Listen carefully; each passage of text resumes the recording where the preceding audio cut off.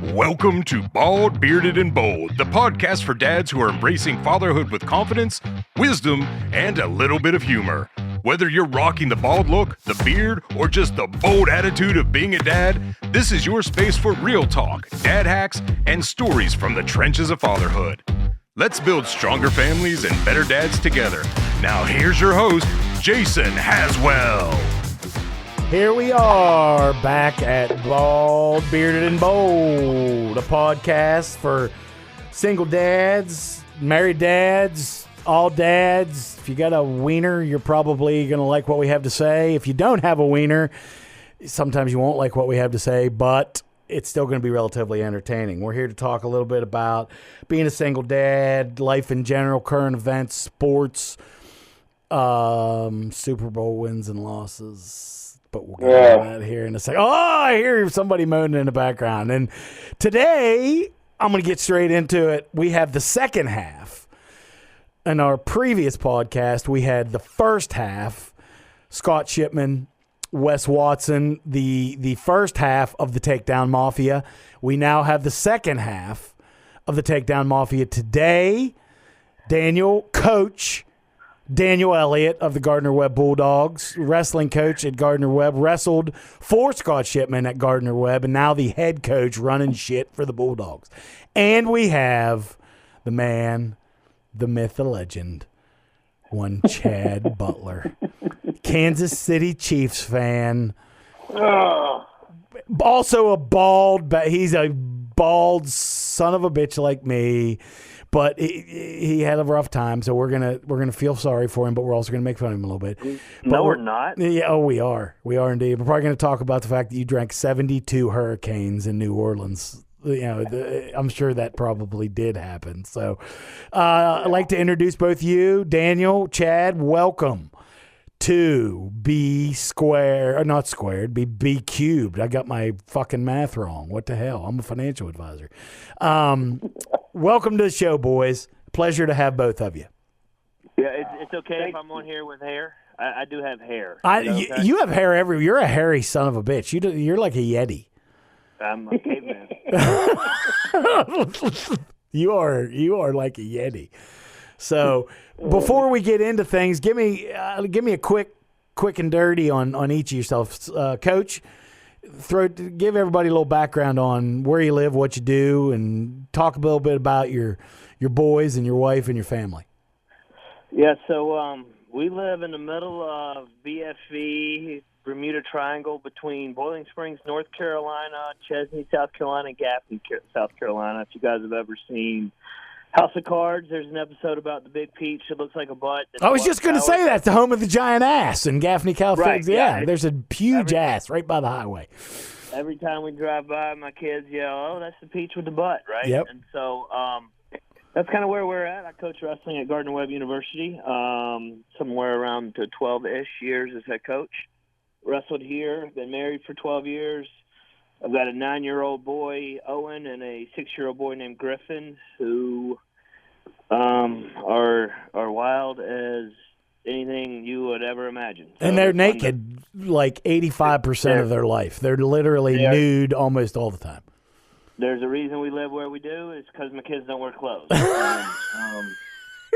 best way, when they were little and we potty trained them, it was the best way to do it. Just go pee in the yard, right? That's absolutely. Well, the other day we got a picture on the text thread of there was an incident of a stick and met brother's head. Yes, we had an incident. Yeah. My older one was picking on the little one long enough. The little one finally snapped. They hit him in the face with the stick. Yes. So he's got a good cut on his cheek. And yeah, it's how it goes, right? I like it. That's good stuff. Mr. Butler.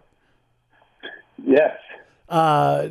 Give us a little background on where you're from and being a Kansas boy and all that. Tell us a little bit about you and your wife and your kids. Yeah. Yes. Let's see. Kansas City born and bred. Never thought I'd leave. But then I decided to marry Gina Cole at the time. And we got married. We've been married for, it'll be 13 years, lucky 13 oh, wow. This year. And we have 3 kids. We have 11, 9, and 3. The 3-year-old was our COVID mistake. Yeah. I mean, you needed something to do. I mean, you needed something to do. You know what happened is you got your Bunchow out and things happened. That's when the Bunchow comes out, the babies are made. That's kind of how she goes. COVID was interesting. Obviously we didn't like the results and the deaths, but I got to spend time at home. I wasn't working I wasn't on the road because I'm in healthcare. So I was considered non-essential employee, and I wasn't allowed in the hospital. So I spent time at home working, and it turns out I like my family. Yeah, I mean that's great. I mean, it was a blessing and a curse all at the same time, kind of thing. Yeah, absolutely. It was total chaos, but it's like I got to spend a ton of time, and we were like, screw it. This isn't. We're young enough. We're not in danger. So we went out and started exploring a lot more and picked up a couple of hobbies on the way. Great. Yeah, our 3-year-old runs the roost, man. He is. They're all gingers. We're all redheaded. Poor kid. Yeah, he got no soul.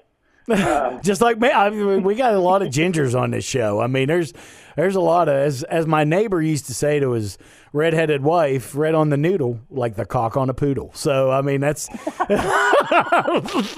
that's what he told her all the time. So, I mean, redheads are, we got a little fire, we got a spice bush. I mean, that's how she goes.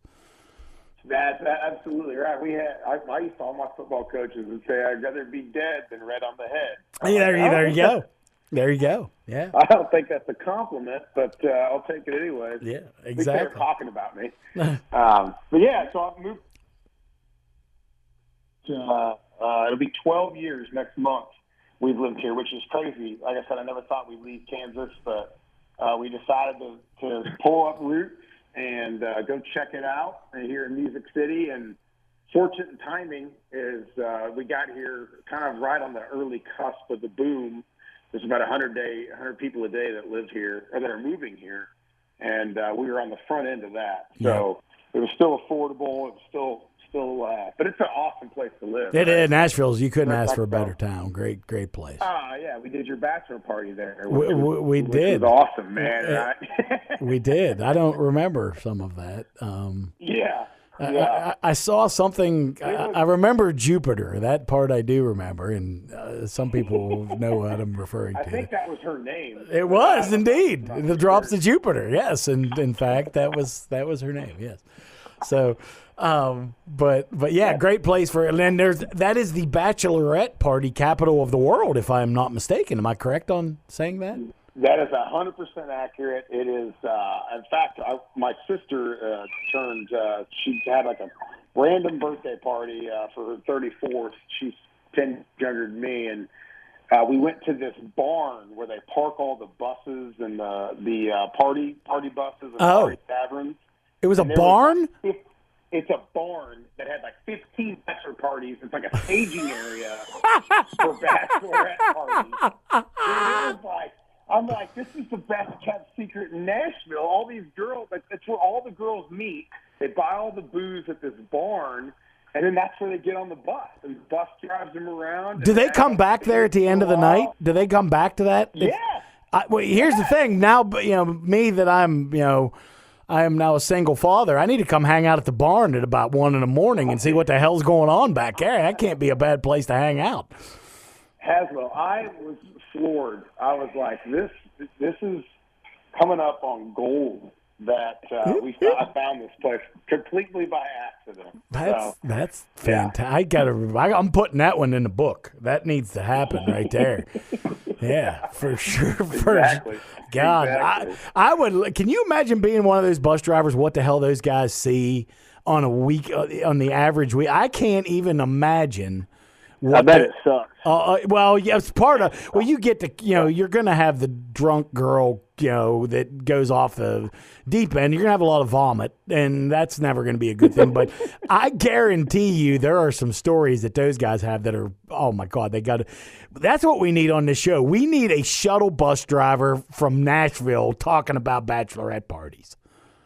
How do we get signed up for that? Yeah, that could be your second job, Daniel. I think you'd be. Listen, summertime. Yes. We got guys go home for about a month. Maybe I could pick up a side gig as a bachelorette bus driver in Nashville. You're done. Yeah. You know what? We should just buy a chain. Let's all get together, pull our money, and buy a chain of bachelorette shuttles in Nashville, and then we could we'll just go out and ride around on the buses and watch what the hell goes down. That could be fun. We'll just do I'll take that.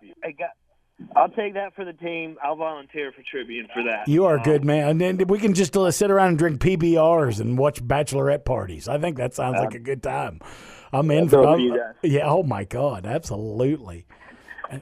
But, hey, let's take a quick break here. Appreciate you guys introducing yourselves to the world, but we're going to come back, talk a little bit about athletics and what's going on in the world right now with that and being dads. We are bald, bearded, and bold, and we will be back with Chad Butler and Coach Daniel Elliott here in just a minute.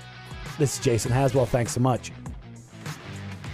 Hey dads, need a break from the chaos? Whether you're changing diapers, coaching Little League, or just trying to drink your coffee while it's still hot, we've got you covered. Bald, Bearded, and Bold is a podcast that talks about the best and worst things about fatherhood and being a dude. Also, we'll have some wild stories by our guests along the way. Whether it's sports, business, family, life in general, or whatever the hell you're talking about that day, you never know. So keep listening in. Now, back to the show.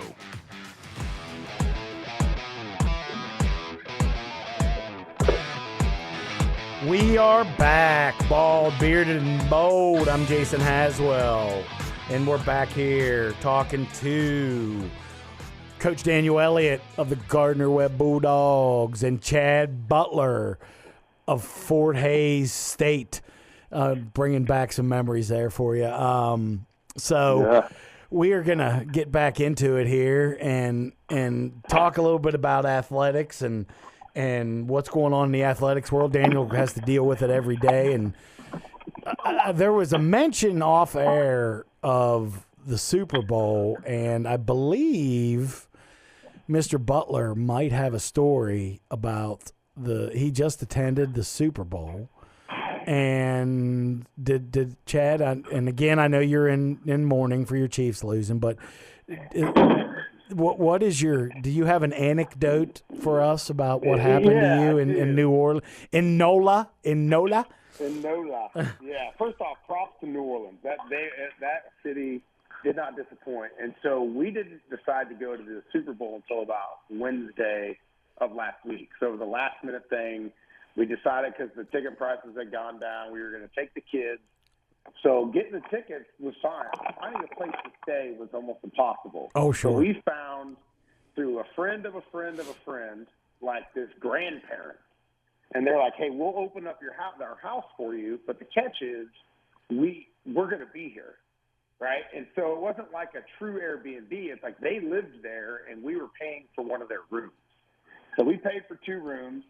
And so the last night we were there, we came back, and, of course, I'd had a bunch of pops because I was depressed. I'm sure. From the beat down we took at the hands of the Eagles. And, did you drink beer, or did you switch to liquor after the loss, or how did you just stick with? Well, that is such a great question, Haswell, because I started with beer, and then once we got back to Pam and Stan's house. Pam and Stan. As soon as we got back, Pam and Stan. So Stan's like, oh, my gosh, young man. And mind you, he's 80.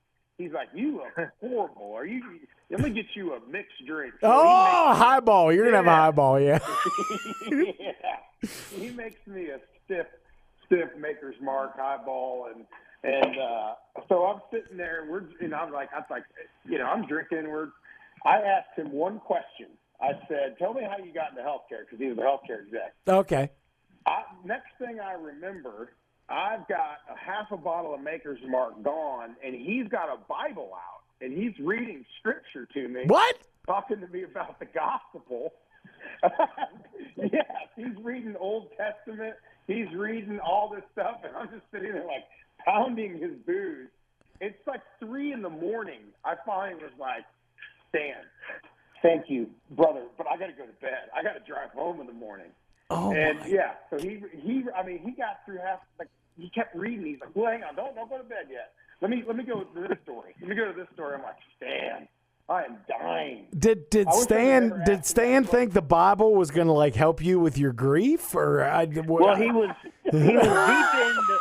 he was in the book of Job talking about all the hardships that Job put up. Oh, sitting on the dung heap and scratching with all that good and stuff. How Yeah. he kept the faith, and eventually he was rewarded. And I think he was just trying to lift Butler up. But there is a light at some point at the end of the tunnel. Yeah, so I don't know, but he told my wife the next day. He told Gita. He said, "Listen, now he got into the whiskey, but he had some questions, and I think number one, you need to drive home. All right, but number two, make sure he reads his Bible." So he sent me home with a little kid's Bible, which you should have. You should have. Does it have pictures? Yeah. So the one thing I left home from New Orleans with was a hangover and a children's Bible. So I'm going to tell you something. The hangover, I completely understand, and I figured you would have. The children's Bible, I did not think was in the cards, but that is an interesting. Do you feel like you learned something from the scripture you were quoted in your drunken state of mourning? I don't remember a single part of the conversation. That's fantastic. I was honestly, I think I was still drunk till about 3:30 in the afternoon. Because literally, he just kept pouring me. Like, he spilled his drink. Like, it was.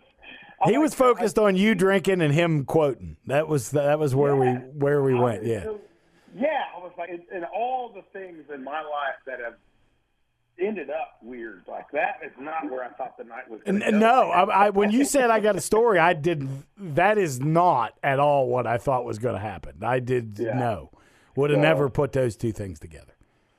Absolutely not. So that's great story. The way, great story. The way it works, man. So Daniel, you're neck deep in the middle of wrestling season right now. So it seems you guys are doing pretty well this year. You got some good kids, and so what's your take on the season, and what's your take on the world of wrestling in general right now? Oh man, I would say we're having an okay season. A little let down on consistency here, but we got a couple really good kids. Freshman who's ranked top 24, another one who's a senior who's 20th in the country, and so we're leaning on those guys as we go down the stretch, try to put a little excitement in our season. We have a senior day this Friday, but cool.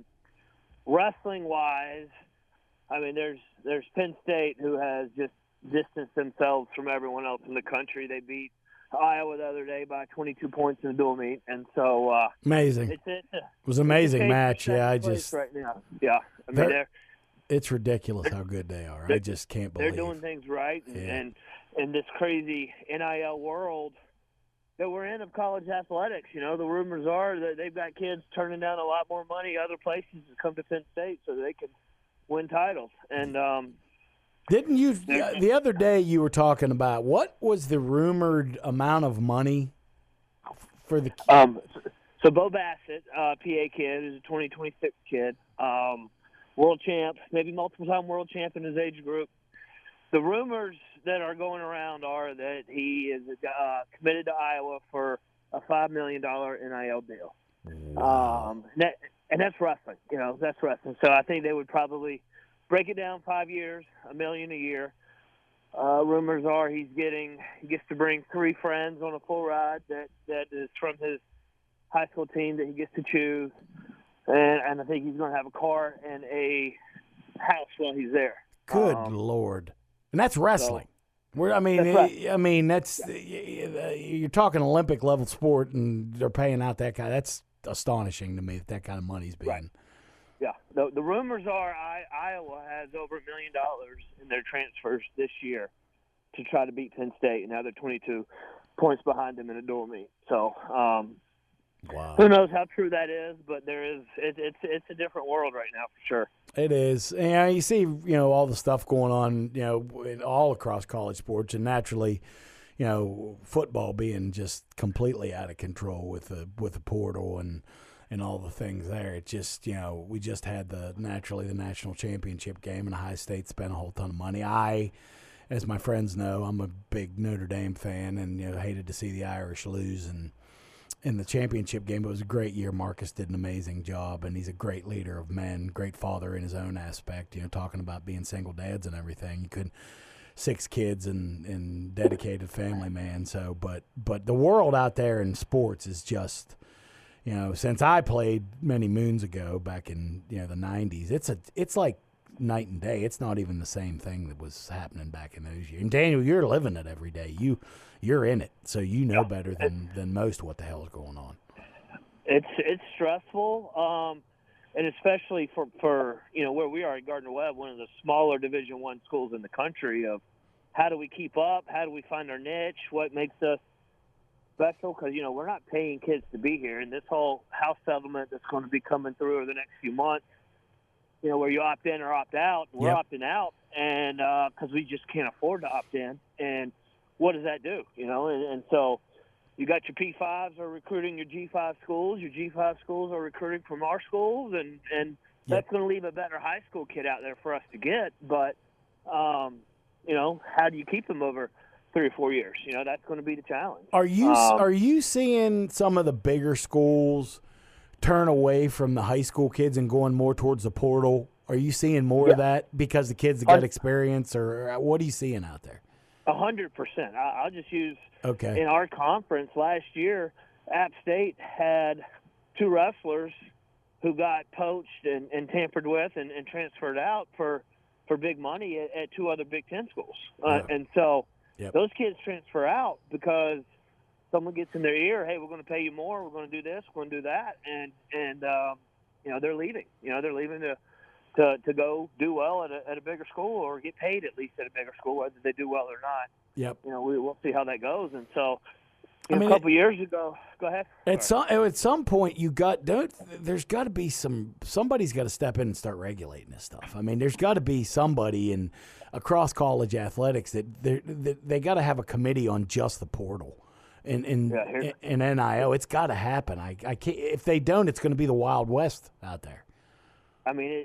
It's that already. Hell, we got a basketball player who is getting phone calls since our first game of the year. He was the National Player of the Week a week ago, and I was talking to our coach today that he's getting offers up to $400,000 or $500,000 from other schools, and he's on the team right now, not even in the portal, because you just work through family contacts or AAU coaches, Right. Or agents that way. Well, that's a lot of them have agents. A lot of them are walking around with agents right now. So, that's a crazy thing. It's who's the guy at Duke? Cooper? Cooper Flagg, yeah. So his agent is the one who's trying to get our guy on board for letting him find a place where he can get paid more next year. Oh, my God. And it's just you look at the revenue that's generated by football and basketball players at the highest level for their schools. Yep. Do they deserve something? Probably, but it's what are we going to sacrifice to do that is what I'm fearful of, or where this whole landscape's going to look in 3 years. Well, and the other thing is there's a salary cap in professional sports, and NFL's got one, and there's luxury taxes and all that. Well, right now there's nothing like that in college. So there's literally, the bigger your bank book is, the better your team's going to be. Right, and that's the whole opt-in revenue share. They're going to try to cap it, right? They're going to try to cap it, I think, $22 million next year. Okay. But 80% of that goes to football players. 10% goes to basketball players. 5% goes to women's basketball, and then the other 5% is do what you want, pretty much. Yep. Which now we're seeing some Title IX issues come up because the girls are saying, hey, this needs to be split 50-50, not 85-15 or whatever it is. And so, and that's going to be an issue like it's always been with football because you simply got more bodies. Right. And so it's wild too. And there's also a back pay. Like for us to keep our D1 status, we're paying into back pay for lost NIL opportunity, right? So we have to pay, I think it's over a 10-year span, and it's going to be like $2.5 million we have to pay back. All of that money goes to Power 5 football players. Wow. And that's all. That's the settlement. That comes from the settlement that they're talking about. Is that correct? Say that again. I'm sorry. My alarm to pick up my kid from school just went off my phone. So, hey, that's what we talk about here on the podcast.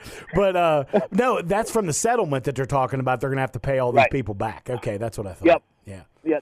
There's like 4 different lawsuits combined into one, and the part of it is the back pay, but all of that money goes to Power 5 football players. So we're going to pay into that, and no one at Gardner Webb ever gets to see $1 of that. Wow, crazy, I crazy. don't know where that came from, but. Hey, we got to take another quick break here, but we're here on Bald, Bearded, and Bold with Chad Butler and Coach Daniel Elliott. We'll get back in just 1 minute. Hang on, and we'll have some more good stories for you. Thanks so much. Dads, sometimes we're superheroes. Sometimes we're just trying to find our car keys. If you love dad jokes, real talk, and stories about the highs and lows of fatherhood, tune in and subscribe to Bald, Bearded, and Bold. New episodes drop every week. Listen wherever you get your podcasts. We are back, Bald, Bearded, and Bold. This is Jason Haswell with Coach Daniel Elliott of the Gardner Webb Bulldogs and one Chad Butler live from Nashville. And we were just talking a little bit about sports from Coach Elliott, about what's going on with NIL and what's going on with the portal.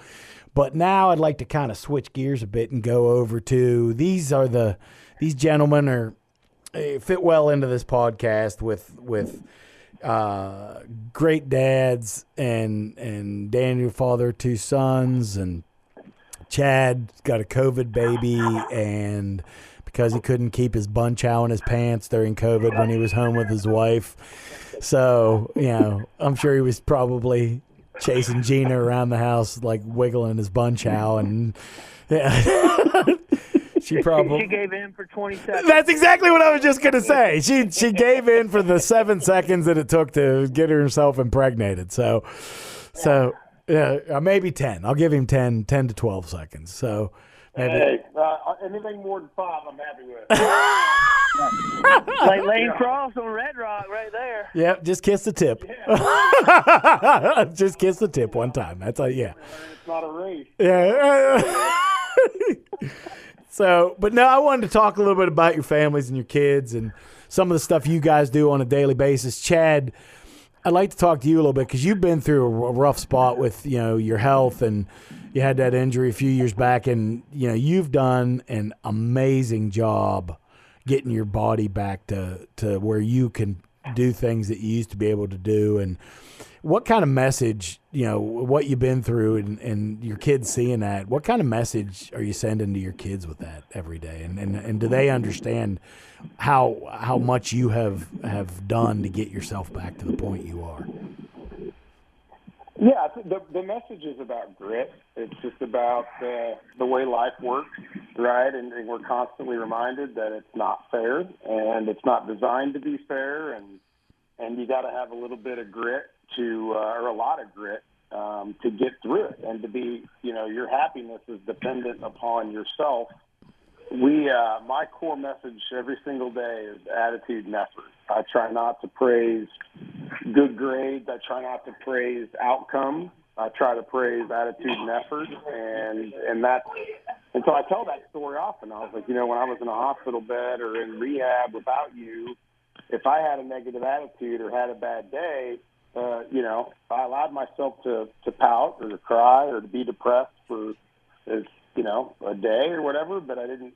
I would show back up the next day with a positive attitude and put every ounce of effort I possibly could into becoming a better, just getting healthier. Yeah. Right? And Chad, give us a little quick and dirty background about what happened to you and what your injury was.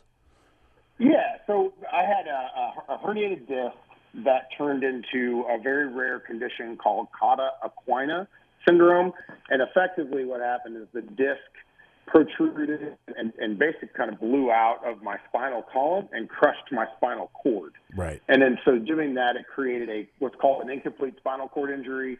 I was paralyzed from the waist down. I lost everything. and so, being a father, it was about grit. It was about getting back for my kids. It was about getting back for my wife. I'm the sole provider. Gina stays home with the kids, and so it shook us to our core. Sure. But I use that message constantly of like attitude and effort is the only thing I could control. I couldn't control how fast I was going to heal. I couldn't control what was happening around me, how people reacted to me, who jumped on my side, who supported me. So it was constantly, and so that constantly reminded of the importance of attitude every single day amongst chaos. Yep. And a really hard time. So, my kids were probably too young, and I'm kind of grateful for that, but it doesn't mean that I let that message go to waste, right? I'm constantly telling them, you all need to be, you need to persevere, you need to have grit, and use my injury as an example. Jacob will never know me as someone who's injured, right? Because he was born after the fact. Right. It's just, it was a blessing that I got to work through it, but it took me probably 5 to 6 years to realize it was a blessing. Yeah, because it was hell. Well, I just remember how bad it was at the beginning and what you are now, and it's an astonishing recovery that you've made, and it's all due to your own work and your mindset, man. It's fantastic. I appreciate that. Yeah. But yeah, and it's funny, you've been through your thing. I do it with kids. When Amy passed, I kind of had the same thing. You just, there's dark days, and you just got to get up. And when somebody knocks you down, you get up and keep moving. That's what I told the kids, it was a tough time, and they'd lost their mom, and I said the same thing. Just get up every day. We're Haswells. We get up and we keep moving, and every day is going to get a little easier, and you can't worry about things you can't control, and you can, like you said, control your attitude and how you address every day in a positive manner, and learn from that and take it forward. And grit is the key. I mean, it's about being tough. You gotta be able to take a blow, and get up and keep moving. And that's what, you're not always going to win, but when you get up, you do always win, because and that's how you looked at that, and it came through. And Daniel, I know you give this message to your boys, especially considering you're a coach, and I'm sure you tell the guys you coach the same thing. Yeah.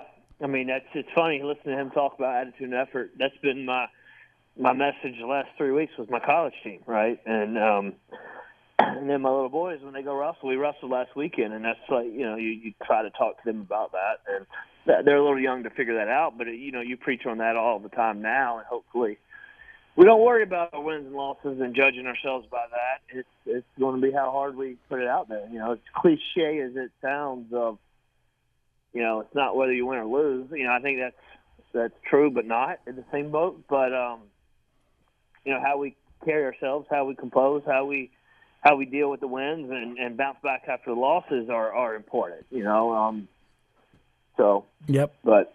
Yep. I mean, it's fair. Yeah, I was telling my kids. Go ahead, Chad. Sorry to interrupt. No, go ahead.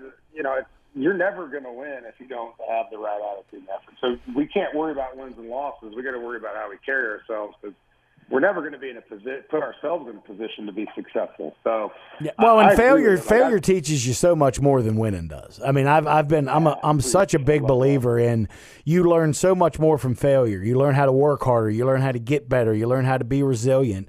So much more from that. And I think one of the big problems today, and I think you guys would agree with this, when we're handing everybody a participation trophy and telling them that they're the greatest ever out there. You were 127th, but you're the same as the guy in first. You never have anything. Why do you need to work harder? Why do you need to get better if everybody got the same damn trophy?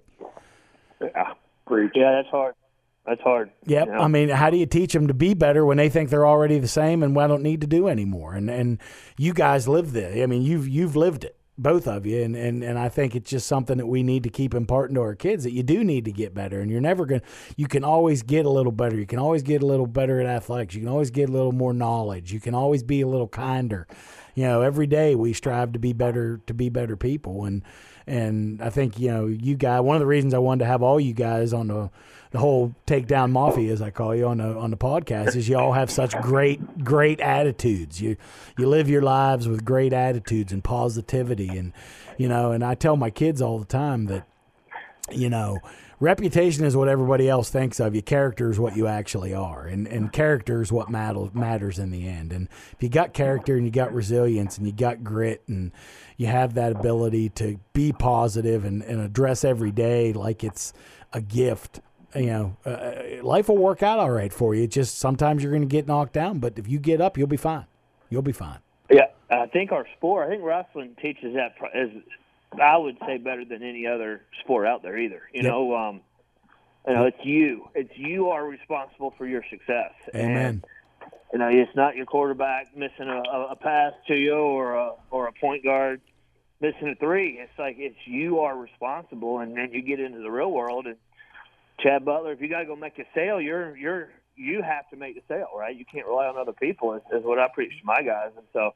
I think having kids in wrestling early on, right? It's not the shortstop's fault that you lost that match. I mean, you just got your butt kicked. That's all. I mean, you can't blame anyone else but you. And so there's no finger pointing on a wrestling mat. Yeah, lessons learned. You learn those lessons when you're 8 and 9. I think you're going to be a lot. Amen. Animal come when you're 18, 19, and 20. So. Oh, brother, I couldn't agree. And I think the problem today is we don't have enough of that. We just don't have enough. Yeah. People don't want to be challenged as much, and they want it to be a little easier, and they don't like to be told that they're not the greatest, and they feel like they're entitled to being given certain things, and you got to earn it. I mean, and things feel so much better. You guys, Chad with your injury and Daniel with every day of your profession, how much better does it feel when you earn something? Yeah, I mean, Yeah. I mean, if you earn it, to me, it's so much sweeter and so much better, and it's amazing. It's amazing what just a little bit of resilience, a little bit of challenge and overcoming that. I think it makes you a much better person and better human being overall. So, I love to get your outlooks on this because you guys see it, and Chad's been very successful in his profession, and as well as coming back from his injury, and Daniel. He teaches the kids every day about, how to live and what to do and how to be positive and things like that. You guys are just, I think you're a great message for people out there, especially guys. I was talking to Wes about, he's a single dad now, and guys like me that are out there, and, it's nice to hear that we got people on our side that can do this. So, and you guys send a great message, and I appreciate you being on the show and telling us about this. But we got to kind of wind things up now. Boys, thank you so much for everything and being on here. I really appreciate it. Thanks for the message. And you guys will be back here in a few weeks for some more stories and things. But this is Bald, Bearded, and Bold. I am Jason Haswell. You've been speaking with Chad Butler and Coach Daniel Elliott. Please, wherever you subscribe to your podcast, wherever you listen to your podcast, please find us. And B3 will be back soon with some great stories, some great advice. Thank you very much. And remember, do what Jesus would do. That's a wrap on this episode of Bald, Bearded, and Bold, fueled by Sparks Media Agency and iHeart Studios. If you enjoyed the show, be sure to share with a fellow dad. Got a dad win or struggle to share? Hit us up. We'd love to hear from you. Stay bold, stay bearded, and keep crushing fatherhood. Until next time.